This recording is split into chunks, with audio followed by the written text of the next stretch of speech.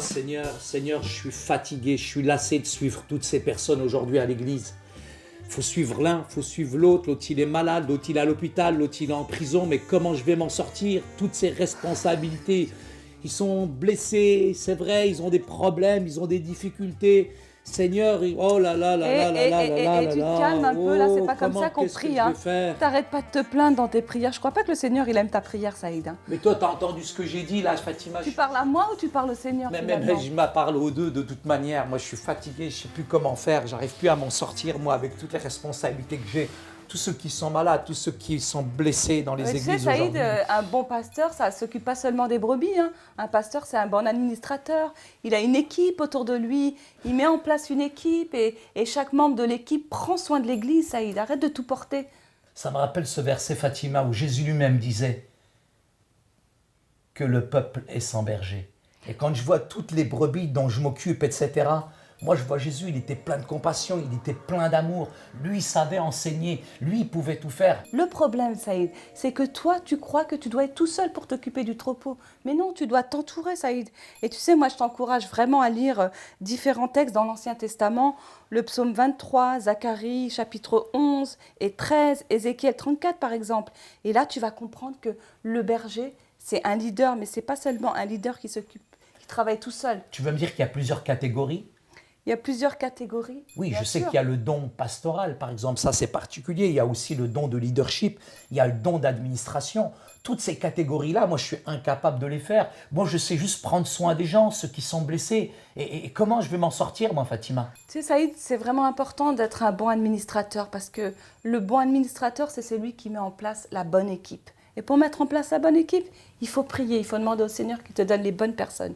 Et ces bonnes personnes seront aptes à introduire ton équipe et à s'occuper des tâches dont toi, tu ne peux pas t'occuper tout seul. Moi, je m'occupais toujours juste du don de berger. Mais tu sais, le don de berger, Fatima, c'est quelqu'un qui visite les gens. C'est quelqu'un qui a compassion de ses brebis.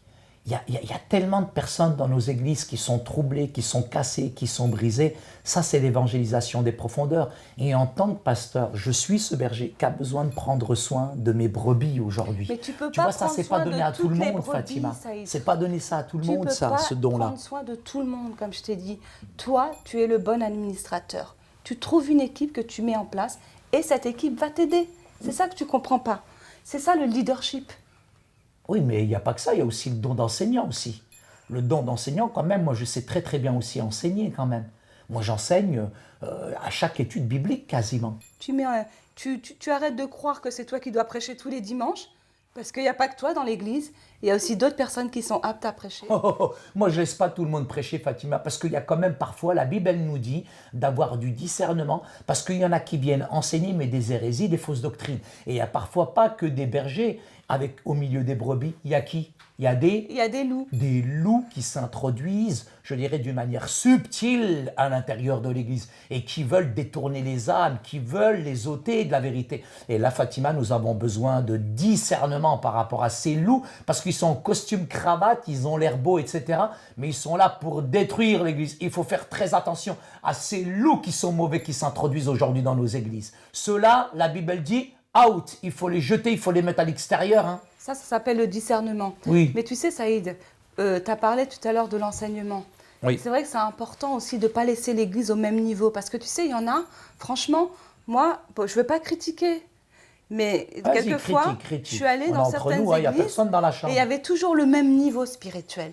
Ouais. À un moment donné, on commence au lait. Et on ne reste pas au lait. Il faut manger du beefsteak. Il faut manger un beau beefsteak si on veut grandir. Ouais. C'est comme un enfant. Si on lui donne toujours le lait maternel, au bout d'un moment, il ne va pas grandir. Mais Fatima, c'est bien, là, tu parles de beefsteak. Moi, je peux te dire une chose, c'est qu'aujourd'hui, l'Église, c'est plutôt de la diète, c'est du régime, hein, c'est de la mode bio aujourd'hui de plus en plus. Hein. Et en résumé, Fatima, les dons de berger sont des dons d'administration, de leadership, d'enseignement et de soins pastoraux.